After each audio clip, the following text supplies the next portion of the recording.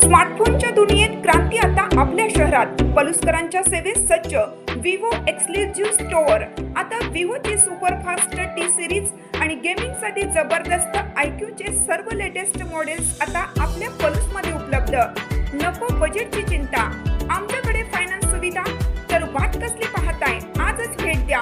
देशभूषण शीतल सावळवाडी यांचे Vivo exclusive store, Meenakshi Chitramandir जवळ, Tasgaon road, Palus. संपर्क 94 21 22 42 54 किंवा 91 72 57 16 27.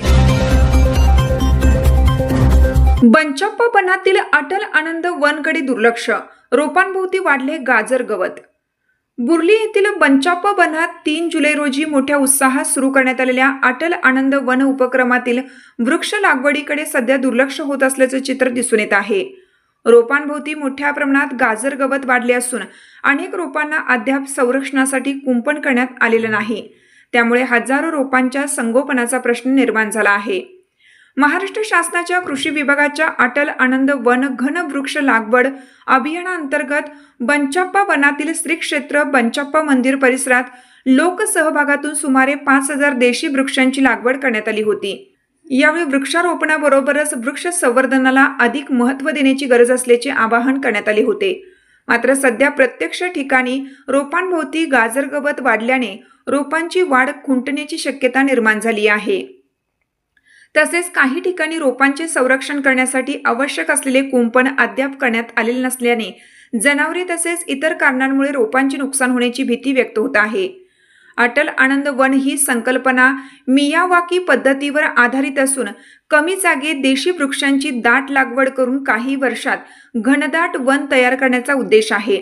मात्र या पद्धतीत लागवडीनंतरची सुरुवातीची काही वर्षे रोपांना नियमित पाणी, तण, नियंत्रण, संरक्षण आणि देखभाल मिळणं अत्यंत आवश्यक असतं.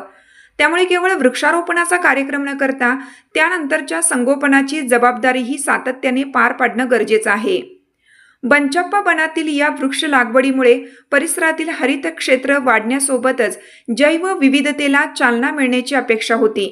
त्यामुळे सध्या वाढलेले गाजर गवत काढणे, रोपांभोवती स्वच्छता करणे, आवश्यक ठिकाणी कुंपण उभारणे तसेच नियमित पाणी व देखभाल करण्याची मागणी पर्यावरण प्रेमी आणि ग्रामस्थांकडून होत आहे. शासनाच्या कृषी विभागानं या ठिकाणी 5000 झाडं लावली होती. या 5000 झाडांची अवस्था आपण बघतोय. संपूर्णपणे गाजर गवतानं या झाडांना वेढून टाकलेलं आहे. अक्षरशः माझ्या कमरेच्या इतके उंचीचं इथं गाजर गवत वाढलेलं आहे आणि याची कसलीही देखभाल किंवा याला संरक्षित करण्याची आपण जी सूचना दिली होती याकडे पूर्णपणे दुर्लक्ष केलेलं आहे. आणि फक्त लावायचं सोपस्कर पार पाडणं इतपत हे योग्य नाही आहे, तर या झाडांचं संगोपन करण्याची ही जबाबदारी आपल्या सगळ्यांची आहे. हे प्रशासन विसरतं आहे आणि हे प्रशासनानं याकडे गांभीर्यानं लक्ष द्यावं आणि ह्या झाडांना संगोपन करण्यासाठी योग्य ते प्रयत्न करावेत.